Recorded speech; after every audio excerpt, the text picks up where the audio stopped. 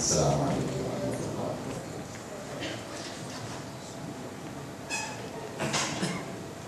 اعوذ باللہ من الشیطان الرجیم، بسم اللہ الرحمن الرحیم۔ رب اشرح لي صدری ويسر لي امری واحلل عقدۃ من لسانی یفقهوا قولی۔ سامعین گرامی، کچھ دیر پہلے ٹیما کی طرف سے ایک میگزین میرے ہاتھ آیا اور اس کا پہلا ورق ہی جب میں نے پڑھا تو محسوس کیا کہ جو بات اسٹیج پر مختلف افراد آ کے کریں گے، غالباً ان میں سے بیشتر باتوں کا خلاصہ پہلے ہی سے اس کے سر ورق اور اس کے ابتدائی صفحات میں لکھ دیا گیا کہ ٹیما ہم سے کیا چاہتی ہے۔ مجھے جس حوالے سے آپ کے سامنے کچھ کلمات رکھنے ہیں، اس کو عنوان بھی آپ کے سیمینار اور آپ کے اس پروگرام کا سر عنوان ہے ادعو الی سبیل ربک۔ یقیناً قرآن حکیم حکمتوں والی کتاب ہے اور رسول اللہ صلی اللہ علیہ وسلم کی ذات گرامی وہ حکمت کو پھیلانے والی ہستی ہے۔ اس لیے اس آیت کو بھی صرف اتنا پڑھ لینا کافی نہیں ہے کہ ادعو الی سبیل ربک، بلکہ یہ تو محض ایک اشارہ ہے کہ آپ کو جب فرصت ملے تو آپ باقاعدہ سورہ نحل کی آیت نمبر 125 پڑھیں اور اس پر غور کرتے ہوئے اس مشن کو پورا کریں، اس مشن کو آگے بڑھائیں کہ جس کے لیے انبیاء کی بعثت ہوئی اور جس کی غرض سے رسول اللہ صلی اللہ علیہ وسلم کو ان آخری زمانوں کے لیے رسول اور پیغمبر بنا کے لے جایا گیا۔ میں نے جب اس آیت کے اس حصے پر غور کیا جو آپ کے سامنے لکھا ہوا ہے ادعو الی سبیل ربک، تو تین باتیں بہت واضح اور خوبصورت طریقے سے ہمارے سامنے آتی ہیں۔ گفتگو کا آغاز اس ٹکڑے کے آخری حصے سے کیا جاتا ہے، کیونکہ جب تک وہ واضح نہ ہوگا اس وقت تک کوئی بھی بات آگے نہیں بڑھ سکتی۔ سبیل ربک، تیرے رب کا راستہ۔ رب کے راستے کو جب تک نہ پہچانا جائے گا، نہ اس کی طرف بلایا جا سکتا ہے اور نہ ہی اس کے اصول اور ضابطے اور طریقے اختیار کیے جا سکتے ہیں، اسے سوچا جا سکتا ہے۔ اس لیے کہ جب منزل ہی کا تعین درست نہ ہو تو ہر قدم اٹھنے والا یقین سے نہیں کہا جا سکتا کہ وہ منزل کی طرف جا رہا ہے کہ نہیں جا رہا۔ کسی بھی راستے کو اختیار کرنے سے پہلے، کوئی بھی قدم اٹھانے سے پہلے منزل کا تعین لازمی ہوتا ہے، اور حقیقتاً اس آیت کی روشنی میں ہمیں یہ تعلیم دی جا رہی ہے کہ سب سے پہلے اپنی منزل کا تعین کرو۔ تمہاری تمام تر سرگرمیوں، تمہاری تمام تر سوچوں، تمہارے تمام تر جو علوم ہیں اور جو حکمتیں ہیں، جو تمہارے کام ہیں، ان سب کے لیے منزل کا تعین بہت لازمی ہے۔ اور منزل کا تعین ہمیں یہ بتایا گیا ہے کہ سبیل ربک، اس کو تم جاننے کی کوشش کرو۔ اور سبیل رب جو ہے اس وقت تک اس کی پہچان نہیں ہو سکتی جب تک کہ خود رب جو ہے اس کی پہچان مکمل نہیں ہوتی۔ ہماری سب سے بڑی خرابی اور اس دنیا کے رہنے والے انسانوں اور جنات کی سب سے بڑی گمراہی جو ہے وہ رب ہی کو نہ پہچاننے کے حوالے سے، اور یا رب کی پہچان میں کچھ نہ کچھ ایسی غلطیاں کہ جس کی وجہ سے کوئی بھی کام اور کوئی بھی فکر ان کا درست نہیں ہوتا۔ اس وجہ سے رب کی پہچان بہت لازمی ہے۔ لیکن رب کی پہچان کے لیے رب ذوالجلال نے ہمیں بڑا خوبصورت اور بہترین طریقہ بتایا ہے، جو عقل کے عین مطابق ہے، جو دانائی کے عین مطابق ہے، جو سمجھ بوجھ رکھنے والے انسانوں کے بالکل عین مطابق ہے۔ اور وہ یہ ہے کہ تم اپنے رب کو پہچاننا چاہتے ہو تو اس کی مخلوق کے ذریعے سے اس کو پہچانو۔ اور جب تک کوئی شخص اپنے رب کو نہیں پہچانے گا اور اس کی مخلوق کے ذریعے سے نہیں پہچانے گا، اس وقت تک بھی اس کی منزل کا صحیح طور پر تعین نہیں ہو سکتا۔ یہ بات میں آپ کے سامنے کیوں کہہ رہا ہوں؟ اس وجہ سے کہہ رہا ہوں کہ اللہ رب العزت نے اپنی اس دھرتی پر، اپنی زمین پر اسلامی انقلاب کو برپا کرنے کے لیے، اسلامی ریاست کی بنیاد رکھنے کے لیے، انسانوں کی رہنمائی کے لیے اور اس دنیا میں سے شر اور فساد اور ظلم اور زیادتی کو ختم کرنے کے لیے، کفر و الحاد کو ختم کرنے کے لیے جو راستہ اپنایا تھا، اس راستے کی سب سے پہلی بنیاد ہی یہی رب کو پہچاننے والی تھی اور رب کو مخلوق کے ذریعے سے پہچاننے والی بات تھی۔ میں ان ابتدائی 5 آیات پر آپ کی طرح اکثر غور کرتا رہتا ہوں، جیسے آپ لوگ بھی یقیناً غور کرتے ہوں گے کہ جب رسول اللہ صلی اللہ علیہ وسلم کی بعثت کا فیصلہ ہوتا ہے، خانہ کعبہ میں بت پرستی بھی ہو رہی ہے، براہنہ طواف بھی ہو رہا ہے، قبیلے اور برادریوں کا تعصب بھی موجود ہے، ظلم زیادتی بھی موجود تھی، شراب اور سود بھی موجود تھا، ہر طرح کی خرابیاں موجود تھیں، لیکن رب ذوالجلال نے تبدیلی کے لیے کسی خرابی کا ذکر ہی نہیں کیا۔ ابتدائی تعلیم جو ہے اس میں نہ سود کا ذکر ہے، نہ شرک کا ذکر ہے، نہ ظلم کا ذکر ہے، نہ حقوق نسواں کا ذکر ہے، نہ کسی اور چیز کا ذکر ہے سوائے ایک بات کے کہ اقرأ باسم ربک الذی خلق۔ یہ پہلی آیت ہی رب کی پہچان والی آیت ہے کہ اپنے رب کے نام سے پڑھو، اپنے رب کے نام سے سوچو، اپنے رب کے نام سے اپنی فکر اور اپنے دانش کو آگے بڑھاؤ۔ کیونکہ ہمیں یہ غلطیاں ہمیشہ سے ہوتی رہی ہیں اور اب بھی ہو رہی ہیں کہ ہم کبھی بھی پورے جملے کو اور پوری عبارت کو سامنے رکھ کر اس کا مفہوم حاصل کرنے کی کوشش نہیں کرتے، اپنی پسند کا کوئی ایک جز اس کا لے کر بس اسی کو اپنا محور اور مرکز بنا لیتے ہیں۔ اسی وجہ سے میں نے ابتدا میں یہ بات کہی کہ ادعو الی سبیل ربک، یہ مکمل آیت نہیں ہے، جب آپ کو موقع ملے تو آپ یہ مکمل آیت پڑھیے، جو محض اشارہ ہے، آپ اس آیت کو پڑھنے کے لیے استعمال کریں۔ بالکل اسی طرح جب یہ پہلی آیت پر غور کیا جاتا ہے تو بے شمار لوگ صرف اقرا کے بعد فل سٹاپ لگا دیتے ہیں اور لوگوں سے کہتے ہیں کہ علم حاصل کرو، دانشوری کو آگے بڑھاؤ، دانائی کو اور حکمت کو آگے بڑھاؤ، اس لیے کہ رب ذوالجلال نے اقرا کا حکم دیا ہے۔ حالانکہ اقرا کا حکم تو دیا ہی نہیں، بلکہ دیا ہے اقرأ باسم ربک الذی خلق کا۔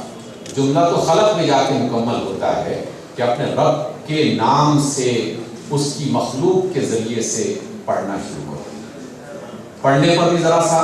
غور کر لیا جائے، کیا پڑھنا صرف کسی لکھی ہوئی تحریر کو پڑھنا ہوتا ہے؟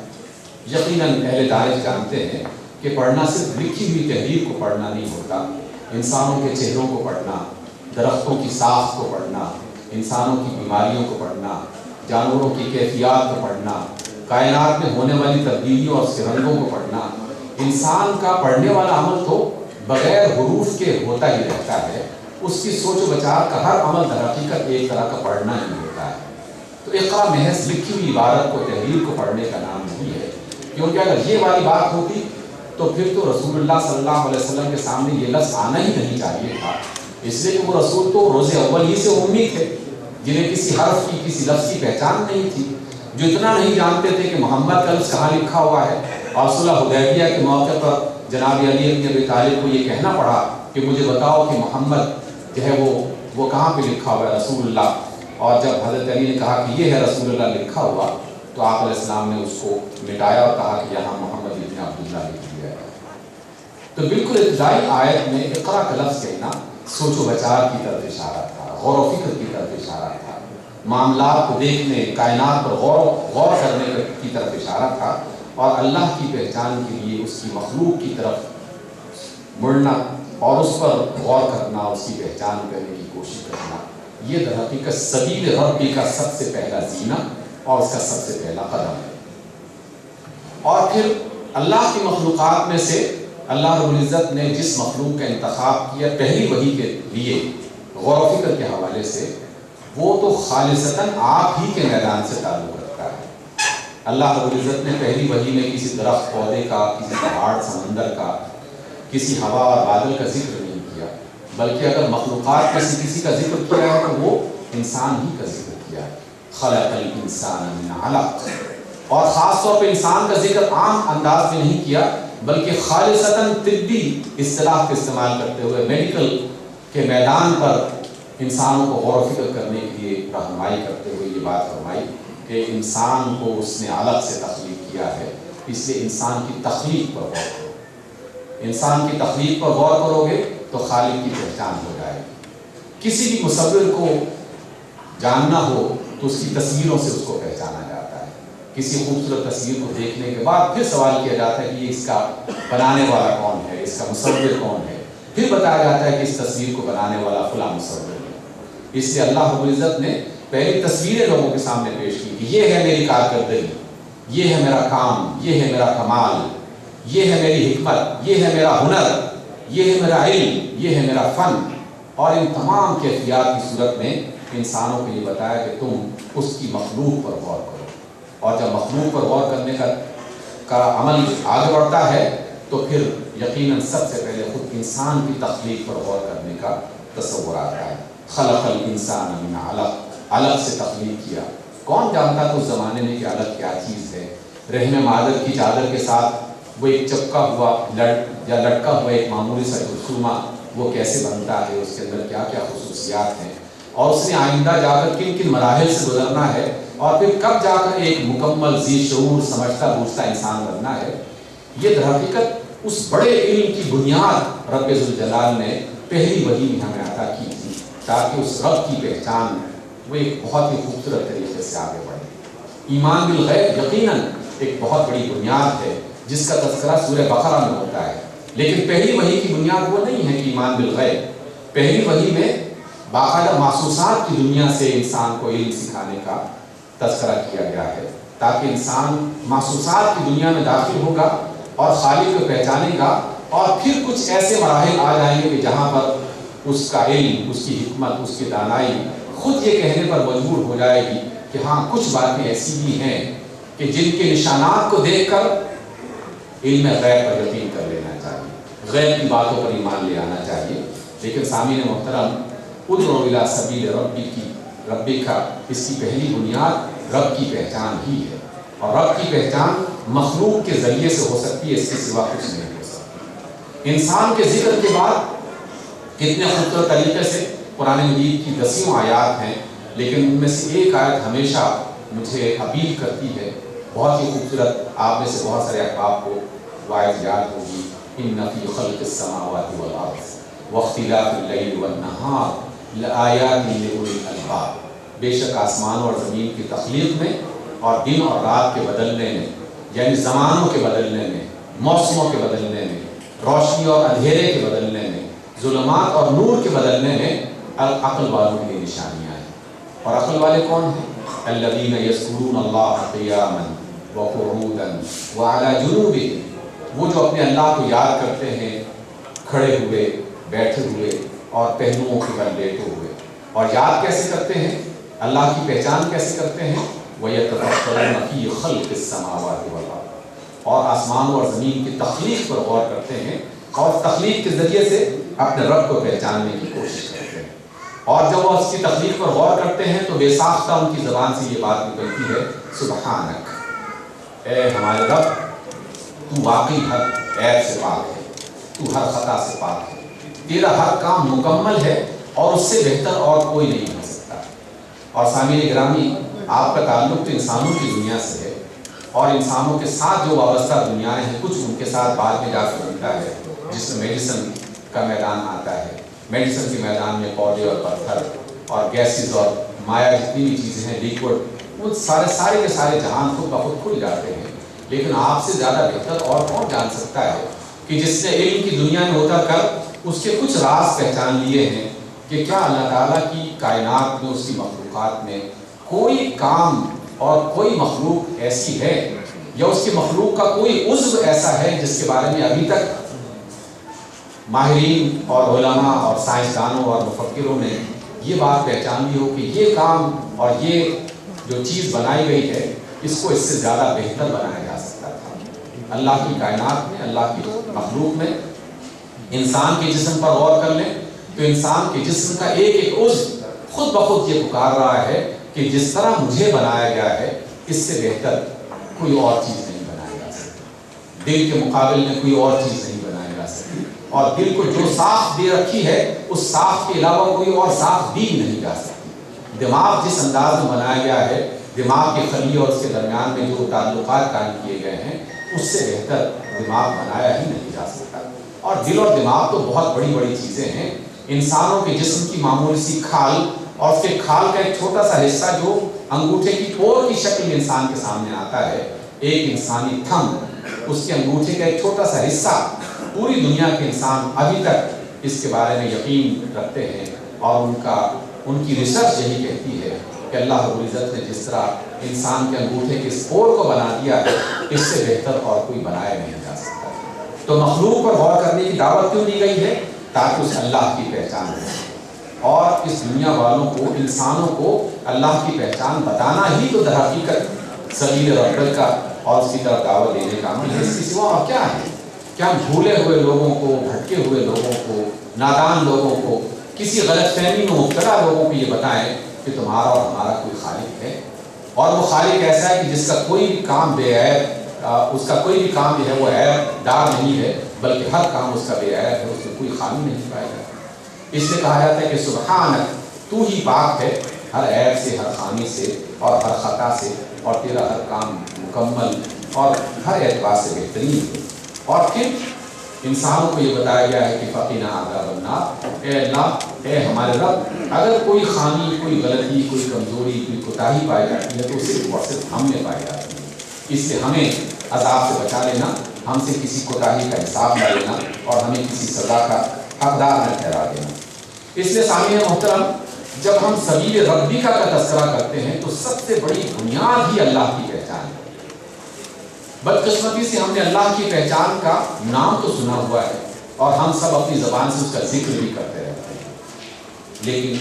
جس طرح اس کو پہچاننا چاہیے اس طرح پہچاننے کا ہم حق ادا نہیں کرتے۔ بے شمار لوگوں کا خیال یہ ہے کہ اللہ رب العزت نے 7 آسمان بنا دیے، زمین بنا دیے، اور یہ سارا کام کرنے کے بعد وہ پھر عرش معلّہ پر جا کے جاگزی ہو گیا، بیٹھ گیا، ثم استوى علی العرش۔ اور اسی وجہ سے ہمارے کاموں، ہمارے بیہیویئرز، ہمارے معاملات کا ایک بہت بڑا حصہ غفلت میں گزر جاتا ہے کہ ہم کسی نہ کسی انداز میں دانستہ طور پر یا نادانستہ طور پر یہ تصور کیے بیٹھے ہیں کہ اللہ تعالیٰ تو 7ویں آسمان کے اوپر کہیں عرش پر بیٹھا ہوا ہے، اسے ہمارے معاملات کی کہاں خبر ہوگی۔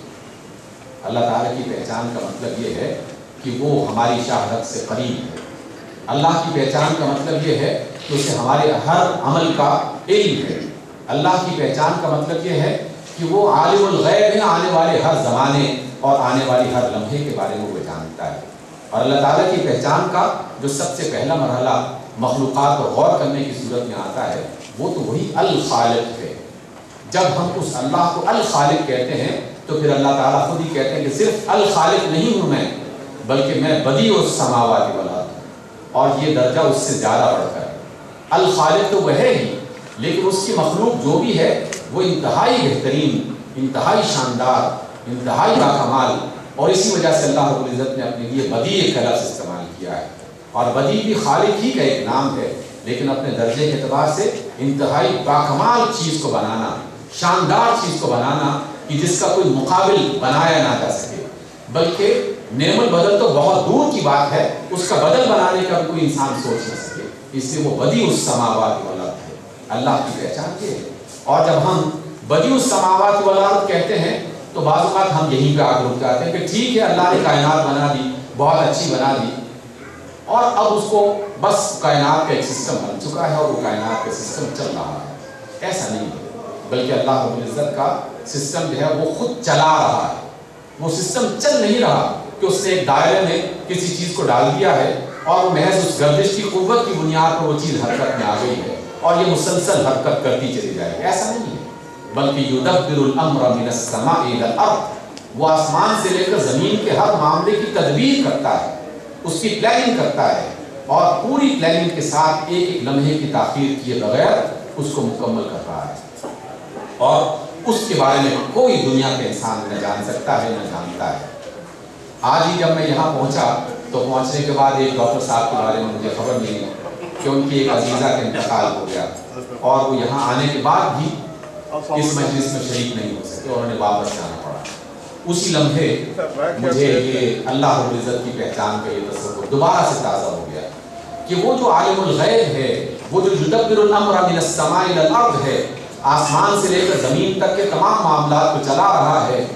وہ صرف کائنات کو بنانے والا نہیں ہے بلکہ وہ اس کو چلانے والا ہے۔ اور رب کی یہ پہچان ہماری نظروں سے اکثر اوجھل ہو جاتی ہے۔ اس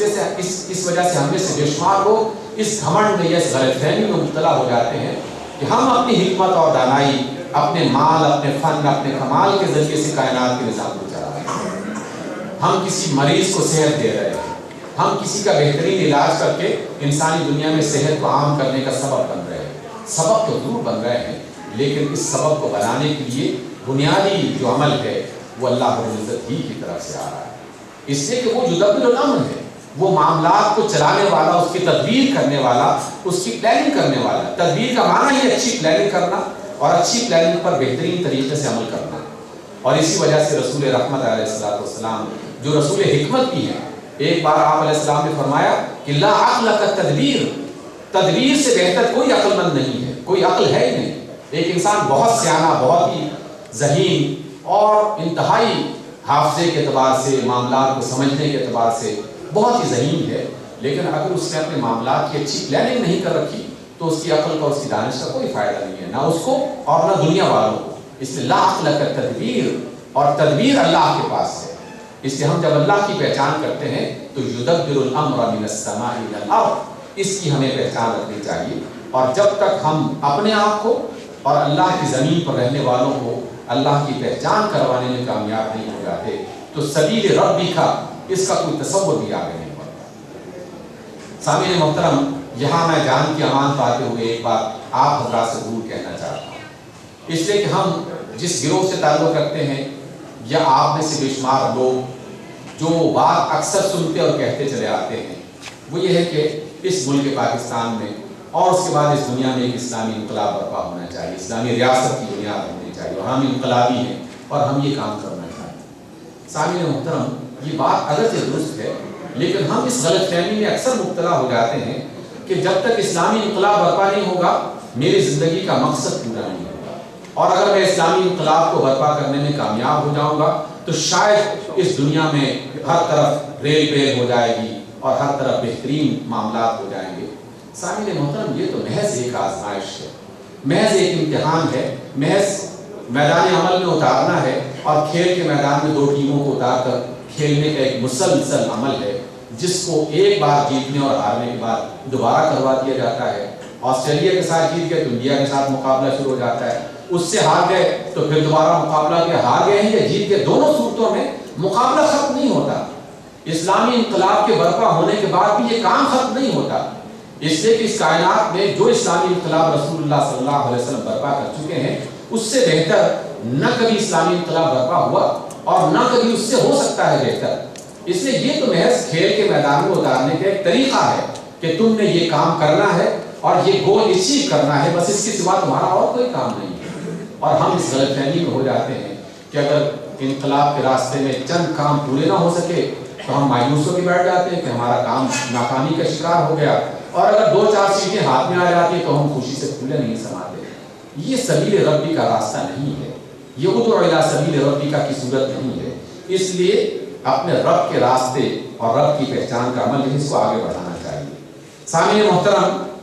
میں یہاں ایک بات اور کہنا چاہتا ہوں کہ جب ہم رب کی پہچان کا تذکرہ کرتے ہیں اور رب کے راستے کا ذکر کرتے ہیں تو پھر ہمارے مسلمانوں میں بہت ساری غلط فہمیاں کچھ اور رنگ کی صورت میں بھی دکھائی دیتی ہیں۔ کچھ لوگوں نے کہا کہ ہم اللہ والے ہیں اور ہم اللہ کی پہچان رکھتے ہیں اور ہم اللہ کے راستے پر چل رہے ہیں، اور اللہ کے راستے پر چلنے کا مطلب انہوں نے یہ سمجھ لیا کہ کچھ وقت کی نمازیں ادا کر لینا، کچھ ذکر اذکار اپنی زبان سے ادا کر لینا اور کچھ چھوٹے موٹے کام کر لینا، یہ اللہ کا راستہ ہے اور ہم نے اس کو اختیار کر رکھا ہے۔ باقی ان کی تجارت، ان کے معاملات، ان کے لین دین، ان کی شادی بیاہ، ان کے تمام تر معاملات وہ اس کے بالکل برعکس ہو رہے ہیں۔ جبکہ اگر ہم اللہ کی مخلوق کے ذریعے سے اللہ کو پہچاننے کا عمل آگے بڑھا رہے ہیں تو اللہ تعالیٰ اپنی مخلوق کے ذریعے سے ہمیں یہ بتا رہا ہے کہ میری مخلوق نے جس طرح میری پہچان کی ہے اور جس طرح وہ میری عبادت کر رہی ہے، تم بھی کچھ اسی طرح کا عمل اختیار کرو۔ سورج اور چاند، ہوائیں اور بادل، سمندر اور صحرا، چرند اور پرند، یہ سب اللہ کی عبادت کر رہے ہیں اور اللہ تعالیٰ کے راستے پر چل رہے ہیں، اور اللہ تعالیٰ کے راستے پر ہی ان کی زندگیاں ختم ہو جاتی ہیں۔ اس لیے کہ سبح للہ ما فی السماوات و ما فی الارض، جو آسمانوں میں ہے، جو زمین میں ہے، وہ اللہ کی تسبیح بیان کر رہا ہے۔ اور یسجد للہ من فی السماوات و من فی الارض، جو آسمانوں ہیں جو زمین میں ہے وہ سب کے سب اس کے سامنے سجدہ ریز ہیں۔ النجم والشجر یسجدان، تمام سیارے ستارے اور تمام درخت پودے اور تمام مخلوقات اس کے سامنے سجدہ ریز ہیں۔ یہ عبادت کیسے کر رہی ہے؟ یہ عبادت اللہ کے راستے پر کس طرح چل رہی ہے؟ تو سورج چمک کر اس کے راستے کی عبادت کر رہا ہے، اس کے راستے پر چل رہا ہے۔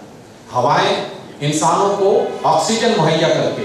اور پودوں کے اندر اور جانوروں کے اندر زندگی کو آگے بڑھا کر یہ اللہ تعالیٰ کی عبادت کر رہی ہیں، اس کے راستے پر چل رہی ہیں۔ چیونٹیاں اور کیڑے مکوڑے اللہ کی کائنات کو، زمین کو خوبصورت بنا کر، زندگی کے سلسلے کو آگے بڑھا کر، اس کی زندگی کو خوبصورت بنا کر اللہ کے راستے پر چل رہی ہیں۔ اور اسی طریقے سے بادل اور پہاڑ اور اسی طریقے سے بے شمار قسم کی مخلوقات اپنے اپنے کام کو پورا کرتے ہوئے اللہ کی عبادت بھی کر رہی ہیں اور اللہ کے راستے کی طرف وہ چل بھی رہی ہیں۔ جب ہم اللہ کے بندوں کو اللہ کی طرف بلاتے ہیں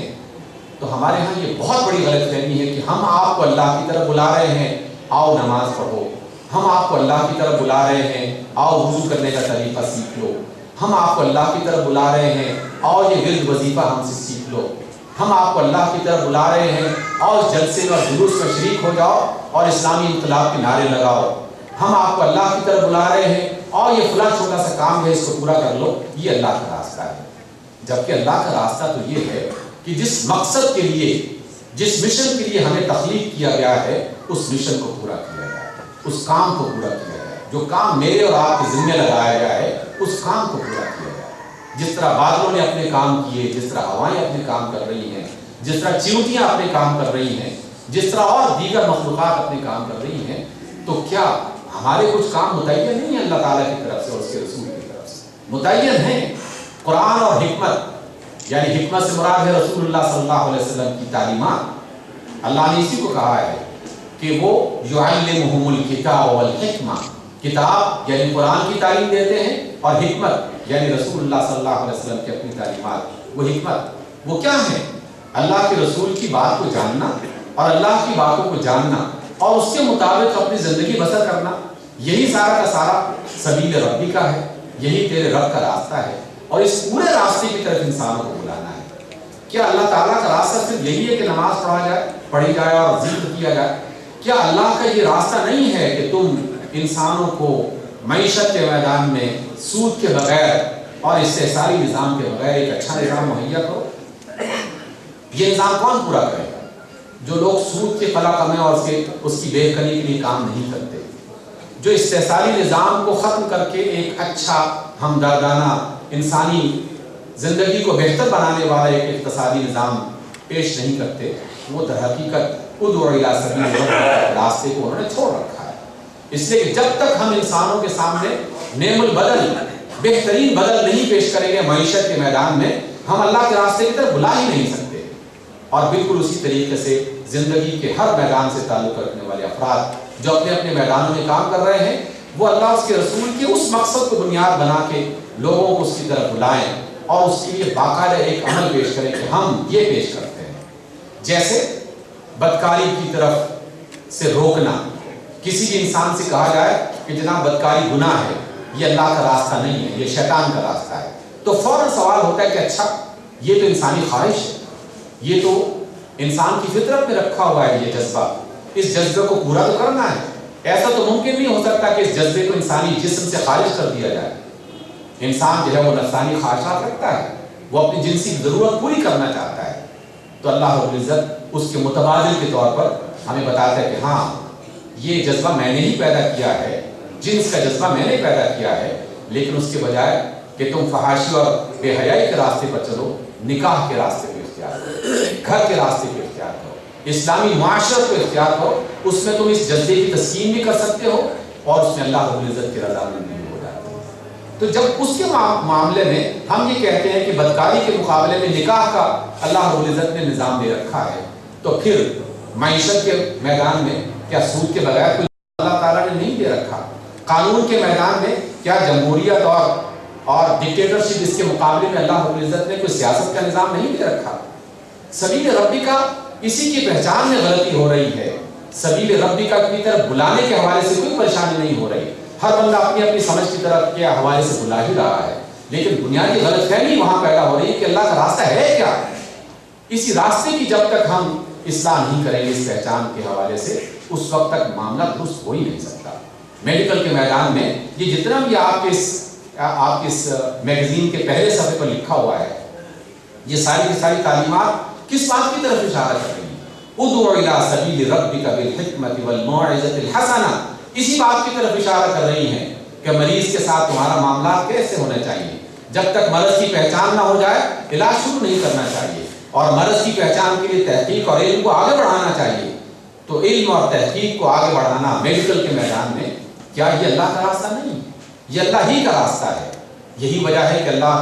اللہ رب العزت نے اپنی کتاب حکمت میں کیا خوبصورت بات ارشاد فرمائی. اور اللہ فرماتے ہیں انما یخشی اللہ من عبادہ العلماء. علماء ہی اللہ تعالیٰ کی پہچان رکھتے ہیں، اور پہچان کے بعد ہی پھر اس کی ہیبت، اس کے جلال، اس کی قدرت، اس کی قوت کا احساس ان کے دلوں میں پیدا ہوتا ہے. اور ایک اللہ کی کائنات پر غور و فکر کرنے والا ڈاکٹر، مرض کے میدان میں غور و فکر کرنے والا ڈاکٹر، انسان کی دنیا میں غور و فکر کرنے والا طبیب، انسانی دواؤں کے بارے میں کام کرنے والا، غور و فکر کرنے والا جو میڈیشن ہے،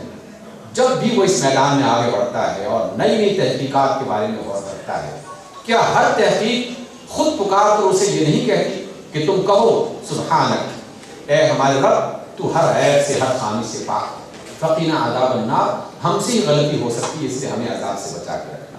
اس سے سامعین محترم، جب ہم اللہ کے راستے کی طرف بلانا چاہتے ہیں تو پہلے اس راستے کی پہچان تو کریں، اور جب راستے کی پہچان ہو جائے گی تو پھر بلانے کا ڈھنگ یہ کس کو نہیں آتا؟ بلانے کا ڈھنگ ہر ایک عقل مند، زیرک، سمجھدار اور ہوش مند انسان کو آتا ہے. بچے تک کو آتا ہے کہ اسے کوئی چیز طلب کرنے کے لیے کون سا راستہ اختیار کرنا چاہیے. محبت سے مانگنی چاہیے چیز یا پھر بدتمیزی سے مانگنی چاہیے. وہ بھی اپنی ماں سے اور اپنے باپ سے کوئی مطالبہ کرنا چاہتا ہے تو ذرا سے بچے ہوش مند ہو جائیں اور سیانے ہو جائیں تو پہلے آ کے بیٹھتے ہیں، ماں کو پیار کرتے ہیں، باپ کا ہاتھ چومتے ہیں، کوئی اچھی بات کرتے ہیں، اور بات سنتے ہی بعض اوقات ماں باپ اس سے پوچھ لیتے ہیں، ہاں بچے بتاؤ مطلب کیا ہے تمہارا، یہ پیار کرنے کا مطلب کیا ہے، تم چاہتے کچھ اور ہو، یہ جو تم میرے قریب آ کے بیٹھ رہے ہو اور باتیں کر رہے ہو، اپنا مطلب بتاؤ. اور بچہ فوراً بتا دیتا ہے کہ ابا یہ چیز چاہیے، اماں یہ چیز چاہیے. کون نہیں جانتا؟ راستے کی پہچان سب سے بڑی مشکل ہے، راستے کی طرف بلانا اس سے کم مشکل ہے، اور بدقسمتی سے ہم ان دونوں مشکلوں میں مبتلا ہیں. بہت سارے لوگوں کو راستے کی پہچان نہیں ہے، ادھورے راستوں کی پہچان، بھٹکے ہوئے راستوں کی پہچان، جزوی قسم کی باتوں کی پہچان، اور بہت سارے لوگوں کو اس کی طرف بلانے کا راستہ نہیں آتا. علامہ نے ایک بڑی خوبصورت بات کہی تھی، لوگوں نے اس کے ظاہری مطلب کو دیکھ کر علامہ پر، جیسے ہماری دنیا کا ایک معمول ہے کہ فوراً الزام لگانے پر آ جاتے ہیں. علامہ نے کیا خوبصورت بات کہی تھی کہ ہجوم کیوں ہے زیادہ شراب خانے میں، فقط یہ بات کہ پیر مغاں ہے مرد خلیق. شراب خانے میں لوگ کیوں زیادہ جاتے ہیں؟ لوگوں نے کہا وہ شراب کی بات کر دی علامہ نے، حالانکہ نادان یہ نہیں جانتے کہ علامہ کیا سمجھانا چاہتے ہیں کہ شراب خانے میں لوگ کیوں زیادہ جاتے ہیں. اس لیے کہ شراب کی طرف بلانے والا آدمی بڑے اخلاق کے ساتھ، بڑے ادب کے ساتھ بلاتا ہے، بڑے احترام کے ساتھ انہیں داخل کرتا ہے، اور عزت کے ساتھ ان کو ویلکم کرتا ہے، خوبصورتی کے ساتھ. یعنی شراب کی پیش کرنے کا پورا ایک ماحول بنایا جاتا ہے، خوبصورت منظر، خوبصورت جگہ اور خوبصورت برتن، خوبصورت پیش کرنے والے، ادب اور سلیقے کے ساتھ. ہجوم کیوں ہے زیادہ شراب خانے، فقط یہ بات کہ پیر مغاں ہے مرد خلیق، اخلاق والا ہے وہ بندہ. اور وہ تو شراب کی طرف اخلاق سے بلاتا ہے، اور ہم اللہ کی طرف بد اخلاقی کے ساتھ بلاتے ہیں. اللہ کی طرف بلاتے ہوئے ہم ان آداب کا خیال نہیں رکھتے کہ جن آداب کا خیال رکھنے والا ایک برائی کی طرف بلانے والا اختیار کر رکھا ہے اس نے. اللہ نے رسول اللہ صلی اللہ علیہ وسلم کی تعریف ان کلمات میں کیوں کہی؟ وَلَوْ كُنْتَ فَظًّا غَلِيظَ الْقَلْبِ لَانفَضُّوا مِنْ حَوْلِكَ. اے اللہ کے رسول، اگر آپ سخت دل والے ہوتے اور سخت زبان والے ہوتے تو یہ لوگ کبھی آپ کے گرد نہ بیٹھتے، آپ کے قریب جمع نہ ہوتے. محبت سے پیش آنا اور میٹھی زبان میں بلانا، پیار کے ساتھ ان کی ہمدردی جیت کر پھر ان کو راستے کی طرف بلانا، یہ تو کتنا ہی آسان ہو جاتا ہے. اور کیا خوبصورت بات ہے، دنیا میں یہ جملہ ایک زمانے تک استعمال کیا جاتا رہا، اور اب بھی شاید یہی سب سے بڑا جملہ ہے کہ العلم علمان، علم الادیان و علم الابدان. علم دو ہی ہیں، ایک بدنوں کا علم اور ایک دینوں کا علم. دین فکر سے تعلق رکھتا ہے، عقیدے سے تعلق رکھتا ہے، اور بدن جسم سے تعلق رکھتا ہے یہ علم۔ اور انسانی بدن تو سب سے اہم ترین ہے اس کائنات کا، انسانی جسم تو سب سے اہم ترین ہے اس کائنات کا، اس لیے جو بدن کا علم رکھنے والے ہیں وہ دین کا علم اچھی طریقے سے جان سکتے ہیں، اس لیے کہ بدن کا خالق اچھا اللہ ہے، اور جس نے بدن کے ذریعے سے، مخلوق کے ذریعے سے خالق کو پہچان لیا، اس کا دین تو خود بخود درست ہو جاتا ہے۔ اس لیے سلیقے سے، محبت سے اور کسی کی ہمدردی کو حاصل کرتے ہوئے اس کے دل میں اترنے کے بعد پھر اسے صحیح راستے کی طرف بلانے کا عمل یہی ادعو الی سبیل ربک بالحکمۃ والموعظۃ الحسنہ ہے۔ اور ڈاکٹر سے بہتر کام اور کون کر سکتا ہے؟ کیونکہ ڈاکٹر کی وجہ سے کسی کے سر درد کو آرام آ جائے تو وہی اس کا شکر ادا کرتے کرتے، شکریہ ادا کرتے کرتے تھکتا نہیں ہے کہ ڈاکٹر صاحب کیا اچھی گولی دے دی ہے کہ سر کے درد ختم ہو گیا ہے، جسم کا درد ختم ہو گیا ہے۔ اور جس کا درد دور ہو جائے اسے اور کس چیز کی ضرورت ہے؟ آؤ، دل کا درد ہو یا دماغ کا، جسم کا بدن کا درد ہو یا انسانی معاشرے کا، اس کو دور کرنے کا ایک ہی راستہ ہے کہ مخلوق کے ذریعے سے خالق تک پہنچا جائے، اور پھر مخلوق کو خالق تک پہنچانے کا راستہ بتایا جائے۔ اس میں کامیاب ہو گئے تو انشاءاللہ ادعو الی سبیل ربک بالحکمۃ والموعظۃ الحسنہ، اس پر عمل پورا ہو جائے گا۔ اقول قولی ھذا واستغفر اللہ۔